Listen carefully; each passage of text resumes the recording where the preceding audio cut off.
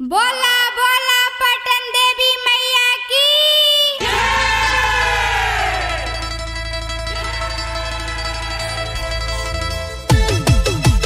जय जय जय जय मां जय जय जय मां।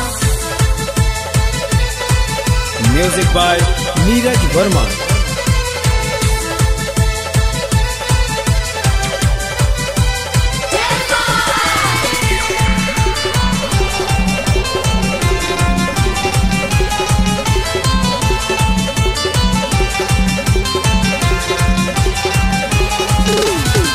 सज धजे में करबू सज धजे में करबू रनिया तू लेट बंद गेट हो जाई माई करी है कतना वेट बंद गेट हो जाई। माई तेरी हजरत में बंद गेट हो जाई। सज धजे में करबू सज धजे में करबू रनिया तू लेट बंद गेट हो जाई माई करी है कतना वेट बंद गेट हो जाई। माई तेरी हजरत में बंद गेट हो जाई।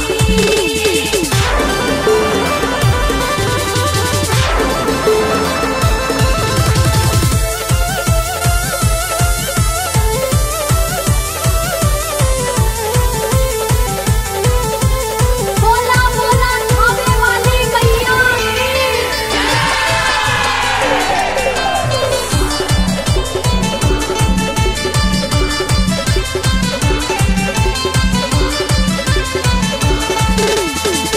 पूजा पाठ में बाबोल काम जरूरी शौख सिंगार तोहर भइल मजबूरी भइल मजबूरी। पूजा पाठ में बाबोल काम जरूरी शौख सिंगार तोहर भइल मजबूरी। चुनरी पहिरल हाली चुनरी पहिरल हाली लगव जानी डेट बंद गेट हो जाई माई करी है कतना वेट बंद गेट हो जाई। माई तेरी हजरत में बंद गेट हो जाई।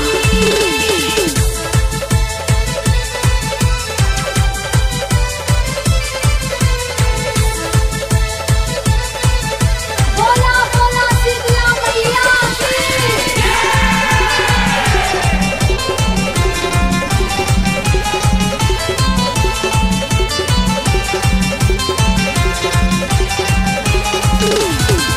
झटपट कल रानी जल्दी तैयारी ना तो छूट जाई रानी भोर वाली गाड़ी भोर वाली गाड़ी।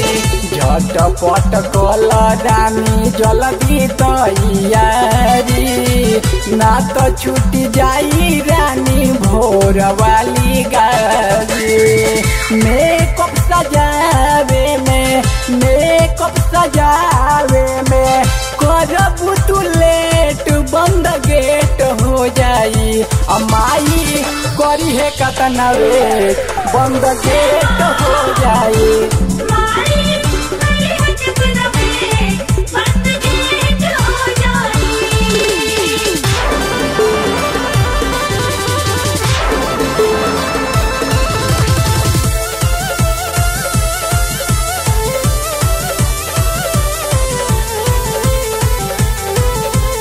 बोला बोला खावे वाली मैया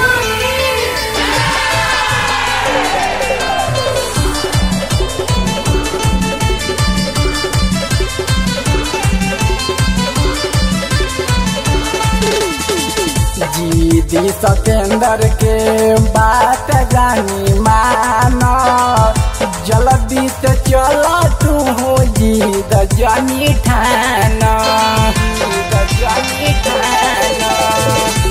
दीदी सतेंद्र के बात रानी माना जल्दी से चलो तू जीद जानी ठाना अंतिम दिन बाटे रंजन बड़ी के रेट बंद गेट हो जाई अमाई करी है कतना वेट बंद गेट हो जाई